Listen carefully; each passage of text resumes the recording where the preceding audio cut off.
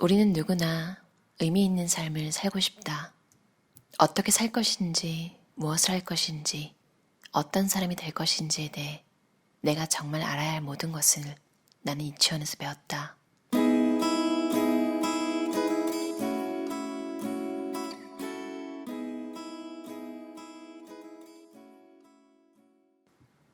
내가 정말 알아야 할 모든 것은 유치원에서 배웠다 라는 책인데요. 지은이는 로버트 풀검이고요. RH 코리아에서 나왔어요. 이 책을 다시 본 건데요, 저는. 굉장히 오래전에 한 15년 전? 그쯤에 본 것 같아요. 그때 이거를 읽고 막 친구들한테 이거에 대해서 막 말하고 다녔던 기억이 나요. 유치원에서 다 배운 거 아냐면서. 이 책이 개정판이 나와서 다시 읽게 됐는데 보니까 출간 30주년 기념판으로 2018년에 나왔어요.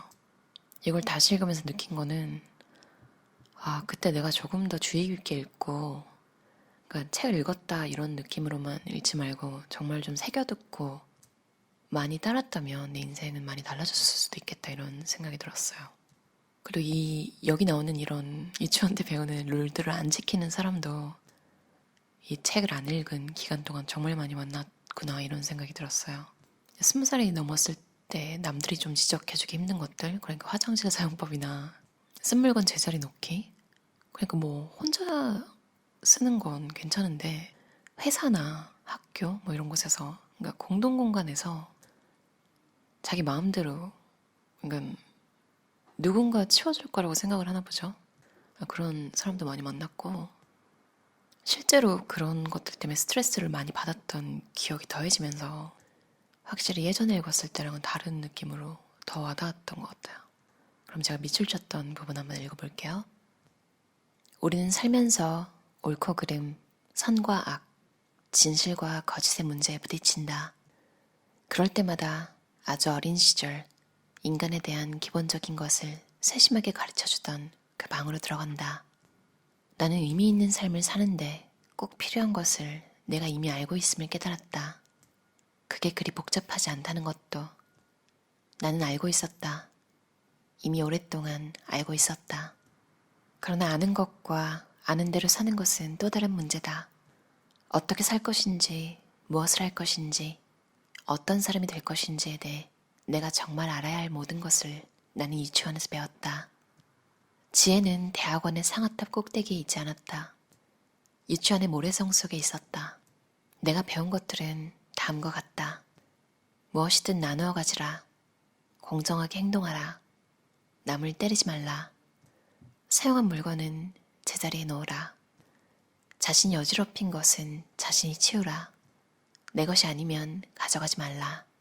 다른 사람을 아프게 했다면 미안하다고 말하라. 음식을 먹기 전에는 손을 씻으라. 변기를 사용한 뒤에는 물을 내리라. 균형 잡힌 생활을 하라. 매일 공부도 하고 생각도 하고 그림도 그리고 노래도 부르고 춤도 추고 놀기도 하고 일도 하라. 매일 오후에는 낮잠을 자라. 밖에서는 차를 조심하고 옆 사람과 손을 잡고 같이 움직여라. 경이로움을 느껴라. 스티로폼 컵에 든 작은 씨앗을 기억하라. 뿌리가 나고 잎이 자라지만 아무도 어떻게 그러는지 왜 그러는지 모른다. 그러나 우리는 모두 그 씨앗과 같다. 금붕어와 햄스터와 흰쥐와 스티로폼 컵 속의 작은 씨앗마저 모두 죽는다. 우리도 마찬가지다. 우리가 알아야 할 모든 것이 이 속에 들어있다. 황금률과 사랑과 기본적인 위생, 그리고 환경과 정치와 평등과 건강한 삶까지. 여기에서 아무 것이나 하나를 골라 세련된 어른의 말로 고쳐서 가족, 일, 정부, 세계에 적용해보라. 그러면 딱 들어맞고 분명하며 확고해진다. 이 세상에 사는 사람들 모두가 매일 오후 3시에 과자와 우유를 먹고 담요를 덮고서 낮잠을 잔다면 세상이 얼마나 좋아질지 생각해보라. 모든 나라가 물건을 제자리에 놓는 것과 자신이 어지럽힌 것을 자신이 치우는 것을 기본 정책으로 삼는다면 어떻게 될지 생각해보라. 유치원의 가르침은 아이들에게만 해당하는 것이 아니다. 단순하다고 표현해서도 안 된다. 삶의 기본이 되는 것이라고 해야 옳다. 6살짜리 꼬마에게 환경오염과 환경 파괴의 대가나 결과를 설명하기는 쉽지 않다. 그러나 지금 우리는 유치원에서 배운 것을 제대로 실천하지 않았기 때문에 처절한 대가를 치르고 있다. 바로 자신이 어지럽힌 것은 자신이 치우고 사용할 물건을 제자리에 갖다 놓고 제 것이 아닌 물건은 가져가지 말라는 가르침을 잊었기 때문이다. 지식은 행동으로 옮겼을 때에만 의미가 있다. 내가 어떤 사람인가는 무슨 생각을 하는지뿐만 아니라 어떤 행동을 하는지에 따라서도 결정된다. 나는 가끔 사람들이 유치원에서 배운 것을 잘 모른다는 사실에 놀란다. 내가 이야기하고 싶은 것은 처음부터 전체적인 그림을 그리고 살자는 것이다. 삶과 죽음을 줄여서 생사라는 한 단어로 표현하듯 삶과 죽음이 하나라는 것, 하나의 짧은 사건임을 잊지 말자. 우리가 모르는 것이 또 하나 있다. 혼자서는 살 수 없다는 것. 우리에게는 가족, 친구, 동반자, 동호회, 교회 모임 등 우리를 도와줄 사람이 필요하다.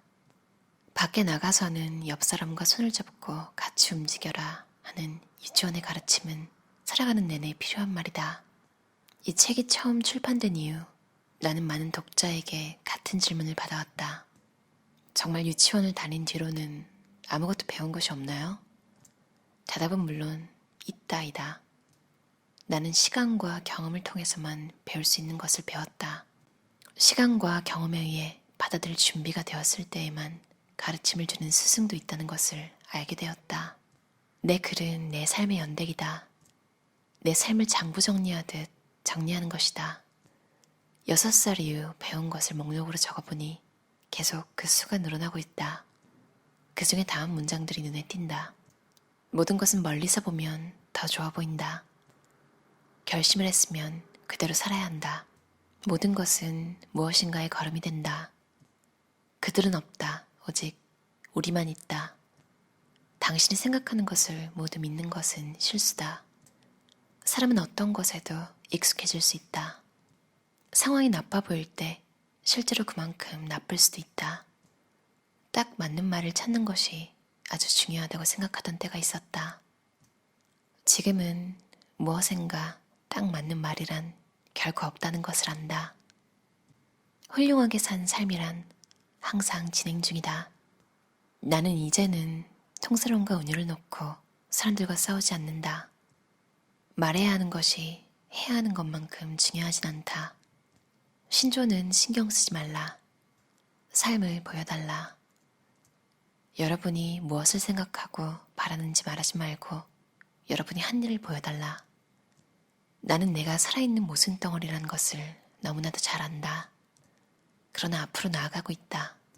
스콧 피츠제럴드가 말했다. 작가는 정확히 말해서 한 사람이 아니다. 작가 안에는 한 사람이 되려는 아주 많은 사람이 들어있다. 그것이 나다. 또한 내가 쓴 모든 글에 변형이라는 주제가 깔려있는 이유다. 내 안에 하나 되려는 열망은 내 삶과 다른 사람의 삶을 변화시킬 정도로 강하다. 나는 내가 쓴 이야기에 진실에 맞게 살려고 열심히 노력하고 있다. 지금 알고 있는 것을 그때도 알았더라면 어떻게 달리 살았을까 고민하고 나니 다음 질문에 대답할 수 있게 되었다. 지금 생을 다시 살아야 한다면 어떻게 하겠는가? 모든 것을 고려하고 신중하게 생각해봐도 나는 나의 삶을 다시 살겠다. 책을 끝맺는 방법 가운데서 내가 좋아하는 방법은 끝을 맺지 않는 것이다. 제임스 조이스가 피네간의 경야에서 한 것처럼 구두점이나 어떤 설명 없이 문장 중간에 그냥 끝내는 것. 이를 두고 어떤 학자들은 마지막 구문이 책의 처음에 나오는 불완전한 문장과 이어져서 끝나지 않는 하나의 원을 이룬다고 해석한다. 그러기를 바란다. 나도 그것이 좋다. 나는 이 책을 삶의 단계마다 내가 지금까지 있었던 곳, 지금 있는 곳, 앞으로 갈 곳에 대해 생각하는 수단으로 여기며 고치고 새로운 이야기를 추가했다. 모든 것이 순조롭다면 나는 계속 이 작업을 할 것이고 계속 다시 유치원으로 돌아갈 것이다. 그리고